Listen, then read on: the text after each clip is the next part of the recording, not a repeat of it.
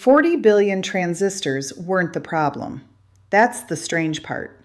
For years, the assumption inside both Silicon Valley and Washington was straightforward. Build faster AI chips, add more memory, increase bandwidth, train larger models.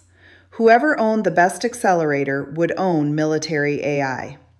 Then procurement officials started asking a different question. Can this system still be trusted after quantum computers arrive? Notice what happened there. The conversation quietly moved away from performance and toward survivability.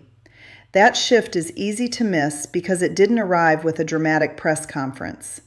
It appeared inside technical documents, cryptographic standards, government procurement requirements, and certification programs that almost nobody outside security circles reads.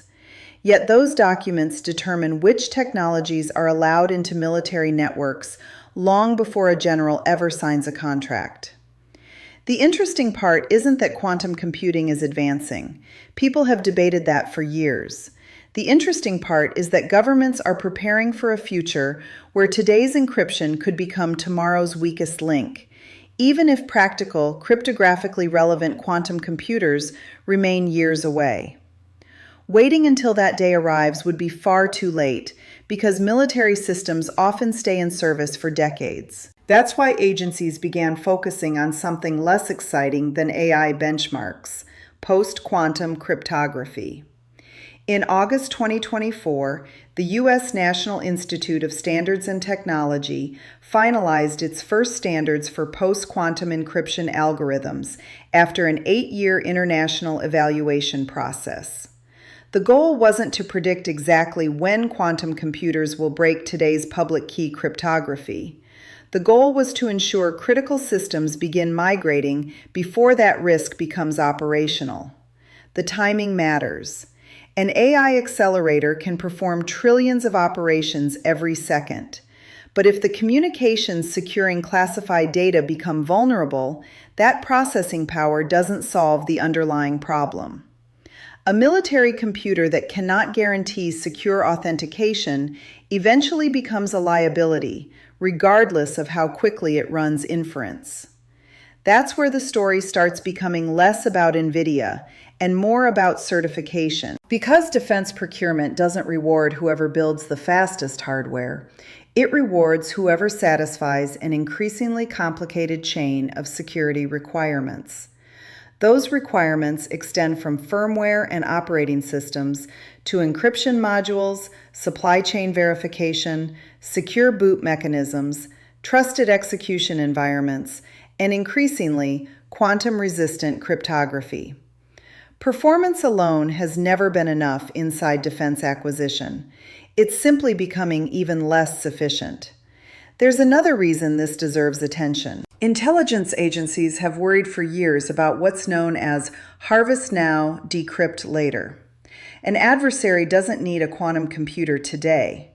They only need to intercept encrypted communications today and store them until future quantum capabilities become capable of reading them. Information with a lifespan measured in decades, nuclear command systems, intelligence sources, satellite architectures, weapons research, cannot assume today's encryption will protect tomorrow's secrets. That changes procurement logic. Instead of asking whether quantum computers exist at military scale today, planners ask whether equipment purchased in 2026 will remain secure in 2040. Very different question. And it produces very different purchasing decisions. This is where headlines often become misleading. You'll sometimes see claims that quantum technology has already made AI GPUs obsolete. That's a dramatic sentence. It also skips several important steps. Quantum processors are not replacing NVIDIA accelerators in data centers. Modern quantum hardware cannot train frontier AI models more efficiently than GPUs, and experts generally expect classical accelerators to remain indispensable for years. Yet there is another sense in which those headlines point towards something real. If future military procurement requires quantum-resistant certified infrastructure from the silicon upward, then the competition changes. Suddenly, the fastest chip isn't automatically the winning chip. The certified chip becomes the valuable one. Those are not the same thing. There's a quiet irony here. The semiconductor industry spent years competing over nanometers, transistor density, tensor throughput, and memory bandwidth. Government security agencies responded by asking whether the encryption keys would survive a mathematical breakthrough that hasn't fully arrived yet. It's rather like buying the fastest armored vehicle in the world, only to discover the procurement committee is evaluating the locks on the doors first. That isn't bureaucracy for its own sake. It's a reflection of how modern warfare increasingly depends on trusted digital infrastructure rather than raw computational speed. Which raises an uncomfortable technical question. If certification becomes the new battlefield, who actually controls that process, and who finds themselves locked out, regardless of how advanced their hardware may be?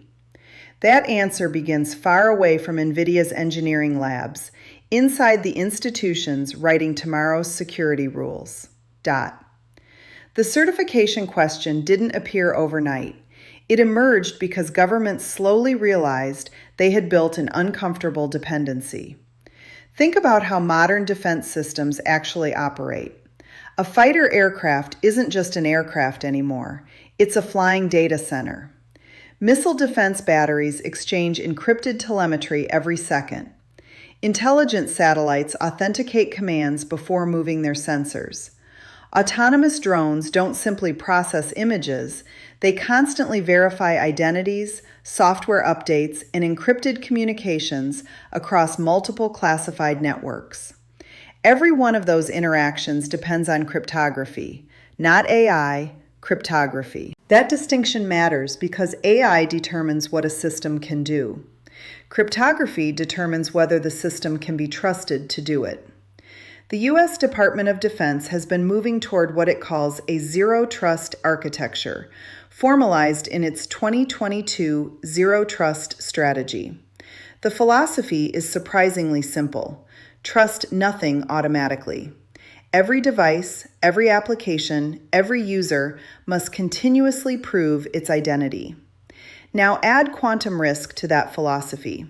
If tomorrow's computers can undermine yesterday's encryption, then every trusted identity inside that network suddenly deserves another look.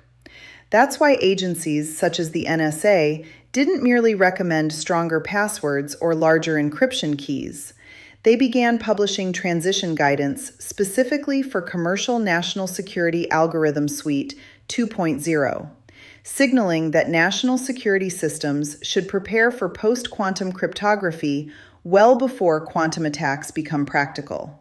Notice the language, prepare, not react. Military procurement rarely waits for disasters. It tries, sometimes successfully, sometimes not, to anticipate them years in advance. This is where companies discover that technological leadership and procurement leadership are different competitions. NVIDIA remains extraordinarily strong where AI performance is measured. Its Hopper and Blackwell architectures dominate training clusters because they solve problems very few competitors can solve at scale. That leadership is real. But defense buyers don't purchase benchmark scores. They purchase systems. A military AI server isn't just a rack full of GPUs. It includes CPUs, memory, networking equipment, firmware, secure storage, hardware security modules, operating systems, virtualization layers, cryptographic libraries, and management software. Certification applies across that ecosystem. Imagine one component meeting every performance target while another fails compliance testing. The entire platform waits. That isn't a bug in the procurement process. It's the process. A good historical example comes from aviation rather than computing. Commercial aircraft often contain processors that appear ancient compared with consumer electronics. Engineers aren't unaware of faster chips. They simply value certified reliability over raw performance because replacing a certified component means repeating years of validation. Defense acquisition works in much the same way. Sometimes slower wins because slower has already proven itself.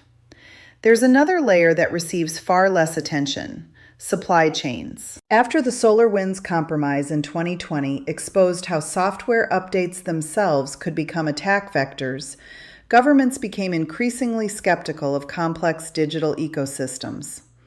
Hardware security suddenly extended beyond manufacturing quality. Officials began asking where firmware originated, how updates were signed, who maintained cryptographic keys, and whether every supplier could be verified. An AI accelerator doesn't arrive alone. It arrives attached to hundreds of suppliers. That complexity grows with every new feature. One quietly amusing consequence is that the semiconductor industry spent years making chips so sophisticated that procurement officers responded by requesting even longer compliance checklists.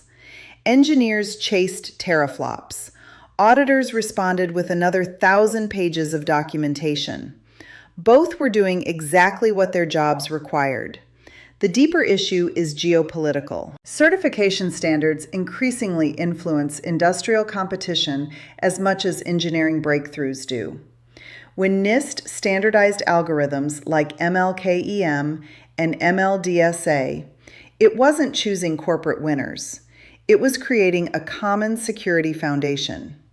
Yet once governments adopt those standards, every defense contractor, cloud provider, semiconductor vendor, and software developer must eventually adapt. Compliance becomes an economic force. History offers a useful comparison. When the United States introduced the Federal Information Processing Standards decades ago, companies seeking government contracts had little choice but to comply. Those standards eventually spread well beyond Washington because building one secure product for government customers and another for everyone else proved expensive. Security standards have a habit of escaping their original audience. Post-quantum standards are likely to follow the same path. That means today's military requirement can quietly become tomorrow's commercial expectation. Here's the question I've been wrestling with while reading procurement documents over the past few months. What happens if competitive advantage no longer comes primarily from designing the fastest processor, but from designing the processor that clears every certification hurdle first? That's a very different race. And it may explain why several semiconductor firms have begun investing just as heavily in secure hardware architectures, confidential computing, trusted execution environments, and cryptographic acceleration as they do in AI performance itself. Because once certification becomes part of the product, security engineers stop being support staff. They become part of the competitive strategy. We'll test that idea against what's happening in China, Europe, and the broader semiconductor industry next, because that's where the story becomes considerably more complicated than a simple contest between NVIDIA and everyone else.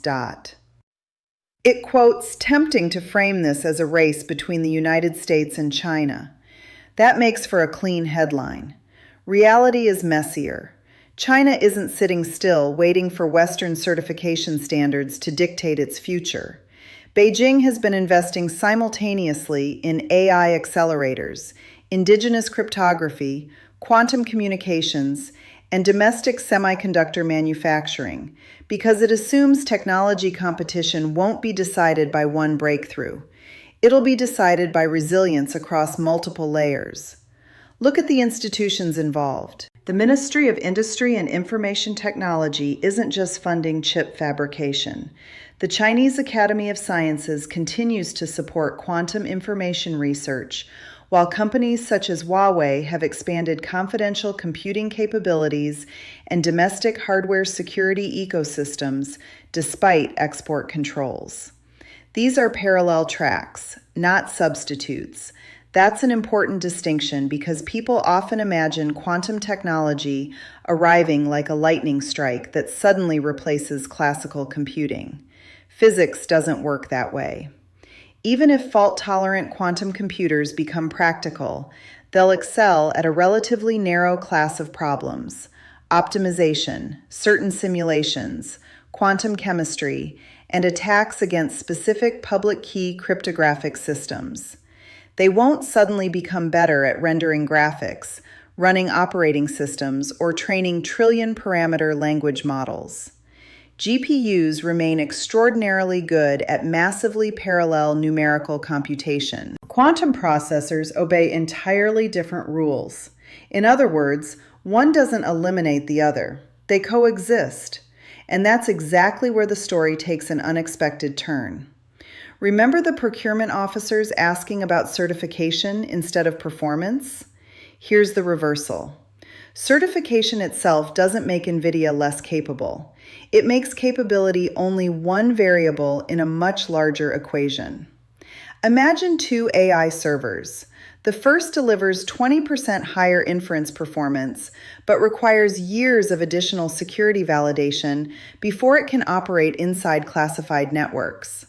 The second performs slightly worse, but already satisfies procurement requirements across encryption, trusted firmware, supply chain assurance, secure boot, and post-quantum migration planning. Which one reaches deployment first? History suggests the second. Military organizations optimize for mission assurance, not benchmark charts. That doesn't mean faster hardware loses. It means faster hardware waits. Those are completely different outcomes. There's another economic consequence hiding beneath this. Certification creates switching costs. Once governments certify an architecture, replacing it becomes expensive because every replacement restarts portions of the validation process. Documentation must be reviewed again. Security testing repeats. Supply chains undergo fresh scrutiny. Software stacks require recertification. The processor isn't the only thing changing. Everything attached to it changes too. This creates a competitive advantage that quarterly earnings reports rarely capture. Investors usually measure semiconductor companies by revenue growth, margins, wafer capacity, or AI demand. Defense planners often measure them by something less glamorous. How much operational risk does replacing this platform introduce? Those aren't remotely the same metric. A small engineering team can spend months proving a firmware update hasn't introduced unintended vulnerabilities. That's difficult to explain during an earnings call. It's absolutely central inside defense procurement. I'm not entirely certain markets have fully priced that difference yet. They understand AI demand exceptionally well. They pay much less attention to certification timelines because certification doesn't generate exciting headlines. It generates paperwork, lots of paperwork. Unfortunately for engineers, paperwork frequently decides billion-dollar contracts. There's another reason this matters beyond military procurement. Critical infrastructure follows similar logic. Electric grids, telecommunications, financial clearing systems, nuclear facilities, air traffic management. These sectors also purchase technology expected to remain operational for decades, while resisting increasingly sophisticated cyber threats. As post-quantum migration accelerates, certification requirements established for defense inevitably influence adjacent industries. We've seen this pattern before. GPS began as military infrastructure. The internet grew from defense research. Advanced semiconductor packaging received enormous government investment before becoming commercially indispensable. Security standards tend to travel the same path, slowly at first, then almost everywhere. Which brings us back to NVIDIA. The company isn't becoming irrelevant because quantum certification exists. That claim doesn't survive serious scrutiny.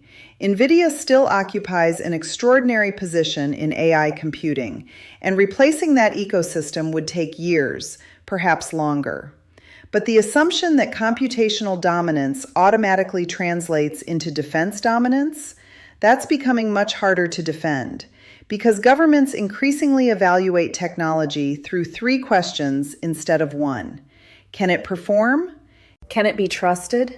And perhaps most importantly, will it still be trusted 20 years from now? That's the question that quietly changes the entire industry. There quotes a habit in technology journalism that quietly distorts how people think about competition. Every new development is treated as if it produces an immediate winner and an immediate loser. A new processor appears, someone is declared obsolete. A new standard is published, another company is supposedly finished. The real world almost never behaves that neatly. Take NVIDIA. The company isn't losing its position because a post-quantum standard exists. If anything, its software ecosystem, CUDA platform, developer community, and dominance in AI infrastructure remain among the strongest competitive advantages in modern computing. Those advantages didn't disappear because NIST finalized cryptographic algorithms. But that's also why this story is more interesting than the headline. The center of gravity is moving. For nearly 15 years, the semiconductor race revolved around one question: who builds the fastest chip? The next 15 years may revolve around a different one: who builds the most trusted computing platform? Notice the difference. One rewards engineering excellence. The other rewards engineering, cybersecurity, supply chain management, cryptographic design, software maturity, regulatory compliance, and long-term support, all at the same time. That is a much harder competition. We've already started seeing hints of this shift. Major cloud providers are investing heavily in confidential computing. Hardware vendors are integrating dedicated security processors directly into their architectures. Governments are funding secure semiconductor supply chains alongside fabrication capacity. Even AI infrastructure discussions increasingly include secure enclaves, hardware roots of trust, firmware validation, and cryptographic agility. 5 years ago, those topics rarely appeared in mainstream conversations about AI. Today, they're becoming part of the procurement checklist. And procurement checklists have a remarkable ability to reshape entire industries. There's another consequence that doesn't receive enough attention. Countries are beginning to compete through standards as much as through products. Who defines encryption standards? Who certifies hardware? Whose testing laboratories are trusted internationally? Whose software frameworks become mandatory? Those questions influence markets long after the original technology becomes commonplace. It's a quieter form of geopolitical competition. Less visible than aircraft carriers, sometimes more influential. History offers plenty of examples. The country that establishes the standard often gains advantages extending far beyond the original invention. Manufacturers adapt to that standard. Universities teach it. Suppliers build around it. Entire ecosystems gradually organize themselves without anyone announcing a grand strategy.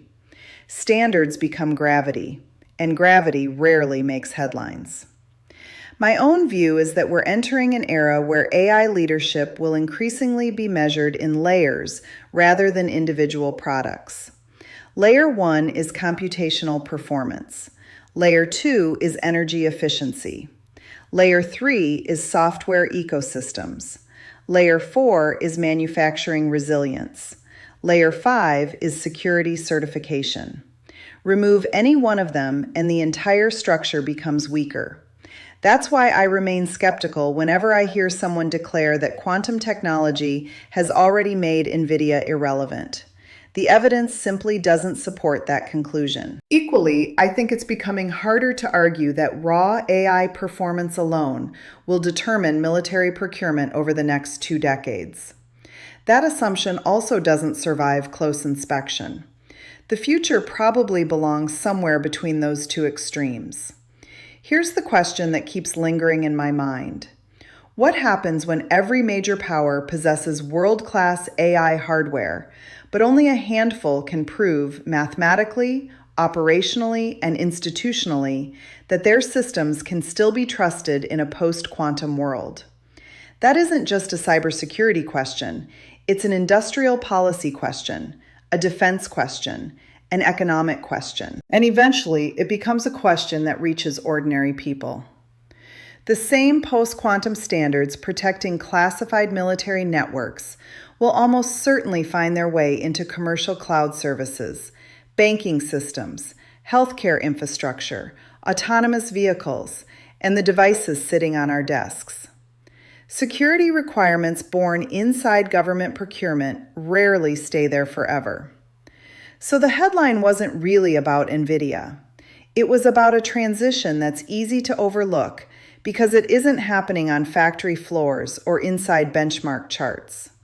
It's happening inside standards committees, certification laboratories, procurement offices, and cryptographic research groups. Quiet places.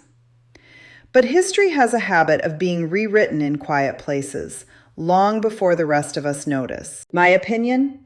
Quantum certification won't replace AI chips, but it will increasingly determine which AI systems governments are willing to trust. In defense, trust is becoming as valuable as performance. One question I'm still watching: will post-quantum certification evolve into a globally accepted framework, or will the world split into competing US, Chinese, and European security ecosystems that cannot easily interoperate? My prediction: by the early 2030s, winning a major military AI contract won't depend solely on having the fastest accelerator. The decisive advantage will belong to companies that can deliver complete AI platforms, hardware, software, cryptography, and supply chains that satisfy post-quantum certification from day one.